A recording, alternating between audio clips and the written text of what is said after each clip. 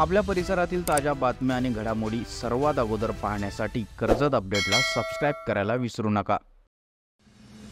कडाव येथील एसटी प्रवासी बस थांब्यावर गेल्या अनेक वर्षांपासून उभ्या असलेल्या अनधिकृत बांधकामावर अखेर शासनाने कारवाई करत हे बांधकाम जमीनदोस्त करण्यात आले। पत्रकारांनी सुरू केलेल्या बेमुदत उपोषणाच्या पार्श्वभूमीवर ही मोठी कारवाई करण्यात आली असून यामुळे कडाव ग्रामस्थांमध्ये आणि पत्रकार संघटनांमध्ये आनंदाचे वातावरण आहे।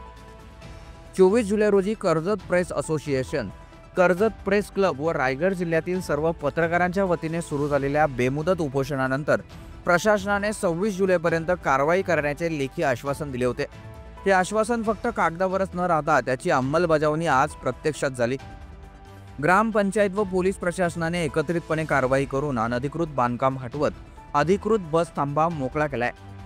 या जागेवर याआधी नियमितपणे एसटी बसेस थांबायच्या, मात्र अतिक्रमणामुळे प्रवाशांना मोठा त्रास सहन करावा लागला होता। अनेक प्रवासी रस्त्यावर उभे राहून बसची वाट पाहायचे। आता हे अतिक्रमण हटवण्यात आले असल्याने लवकरच हा बस थांबा पुन्हा नागरिकांच्या सेवेत कार्यान्वित करण्यात येणार आहे। लवकरच बस आगार व ग्रामपंचायतीकडून नवा बस थांबा उभारण्याचे काम हाती घेण्यात येणार आहे। या संपूर्ण आंदोलनात पत्रकारांनी दाखवलेली एकजूट, संयम आणि संघर्ष खरंच प्रेरणादायी ठरला। प्रशासनाच्या दुर्लक्षाला न जुमानता त्यांनी शांततेच्या मार्गाने लढा दिला। अखेरीस हा लढा यशस्वी ठरला आणि लोकशाहीत माध्यमांची ताकद काय करू शकते हे त्यांनी या कृतीतून दाखवून दिलंय।